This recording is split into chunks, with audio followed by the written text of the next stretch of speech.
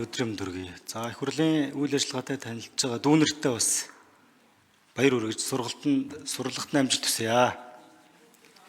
Тэг хүүхдүүд орж ир таарлаа бас. Хүүхдүүдийн эрхийн талаар бид хүн бас нэлээд нухацтай ярилцж байна. Тэгээд гишүүд ярьж байгаа энэ хүүхдийн хүчирхээлтэй холбоотой асуудал далд хэлбэрч хилцсэн үнэн. Энээс бид хүн урьдчилан сэргийлж чадахгүй байгаа. Бодит үр дүнд хүргэж чадахгүй байгаа. Энэ чиглэлээр яг одоо соён гээгэрүүлэх яг ямар бодит ажлыг хүний эрхийн үндэсний комисс хороо хийсэн бэ? Энэ дээр нэгдүгээр нэг тайлбар авъя. Хоёрдугаарт нэгтэй сургууль дээр байгаа энэ оюутан суралцагч нартай холбоотой бас зөрчилтэй эрхтэй холбоотой асуудлууд, гомдлууд их ирдэг, байж идэг.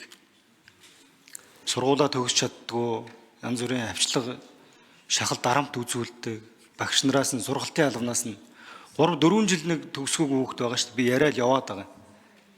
Холбогдох мэдээллийн яаманд нөхсөн 4 жил сургуулаа төгсч чадаагүй. Энэ хавар төгсөх нь үгүй юу? Би холбогдох газрууд бүгдөөрэнд нь уламжилсан байна. За дараагийн төрийн албан багш нарын асуудал байна. Сонгуул болгоны дараагаар энэ хөндөгддөг асуудал. Намын хариаллаар дарга зэрэг солигдохоор ингээд дагаад энэ мөрөөрөө ажиллаа хийж явсан төрийн албан багш нараас өртөж эхэлдэг. Янз бүрийн шахал дарамт үзүүлдэг. Тэгээд өөр нэг өргөдлийн бичүүлээд авсан болоод ингээд хаагаад явдаг. Тэг хүний эрхийн үндэсний комисс гэдэг юм 461-р 20 ангид хүн энэ төлөө асуудал үүслээ гэхээр л нэг шуугсыгээл ингээд өнгөрдөг. Энэ байдал дээр яг бодит дүгнэлтээс та бүхэн маань энэ соён гэрүүлэх, урьдчилан сэргийлэх энэ чиглэлээр яг ямар бодит ажил хийгээд яг бодит үр дүнд хүрч байна. Энэ дээр хариулт авъя. За хариулт өгье.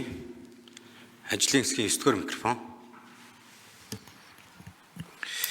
За Алтан шагаа гишүүний асуултанд хариулаад тэгэхээр хүний эрхийн үндэсний комиссийн хуулиар хүлээсэн нэг чиг үүрэг бол хүний эрхийн соёл боловсролыг түгээх, дэлгэрүүлэх гэдэг юм байгаа. За тэгээд үндсэндээ бол нэг бүхэл ажлын одоо бүрэлдэхүүн хэсэг бол энэ хүний эрхийн мэдлэг боловсролыг түгээх. За энэ хүрээндээ бол хүүхдийн эрхийн асуудалд бол онцгойлон анхаарал хандуулдаг гэдгийг бас танд би осоор мэдэгдэе.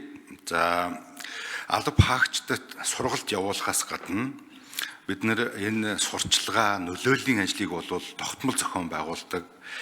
За 10 жилийн хүүхдүүдтэй холбоотойгоор хүний эрхийн түгээмэл тунхаглал манай ангид тэгээд нэгдсэн арга хэмжээг бол 9 сарын 1-нд бол зохион байгуулж байна. 6 сарын 1-нд хүүхдийн марафон гэдэг үдингийн дээрлэхэл хүчирхийлээс ангид байх асуудлаар бол арга хэмжээг бас тогтмол зохион байгуулж байна. За хүн бүр хүүхэд хамгаалагч гэдэг одоо дуудлагыг эхлүүлсэн ингээ явж байгаа. Тэгэхээр байгууллагууд аж ахуй нэгжүүд иргэд комист хандаж сургалт авахаас гадна олон нийтийн сүлжээ болон бусад одоо хэвлэл мэдээллийн хэрэгслээр дамжуулан хүний эрхийн боловсролыг дээшлүүлэх ажлыг бол тогтмол авч хэрэгжүүлдэг. За мэдээж эрэг үр дүн нь бол тэр дороо бол гардггүй.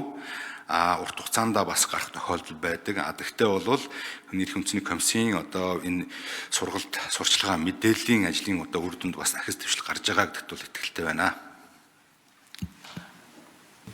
За Алтан шагаа гишүүн тодруулж сууя.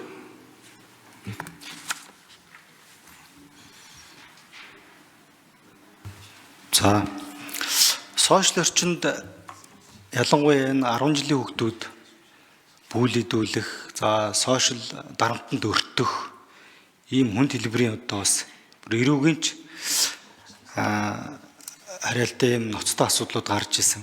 Тэгээ сонгын орхинд өргөт байхдаа энэ 10 жилийн 10, 11, 12 дугаар ангийн төгсөх сурагчид зориулсан 18 дахь хаврын хайр гэдэг энэ анги хамт олонны болын багш нарын одоо амьдралыг харуулсан бас нэг юм жүжиг хүүхд залуучуудын театр тавигдчихсан. За энэ бол нэлээд үр өгөөж өгсөн ийм арга хэмжээ үлсэн. Энэ юунаас болж хийгдсэн жүжиг юм бэ гэхээр алга болоод бас хүнд байдалд орж исэн тухайн үедээ тэр охины эрхийг хамгаалах чиглэлээр хийгдсэн. Ийм томоохон одоо үнэхээр бодит ажил гэж боддог. Тэгэхээр энэ соён гэрүүлэх ажил дээр та бүхэн онцгойлон анхаараач. Өшөөсөө далаац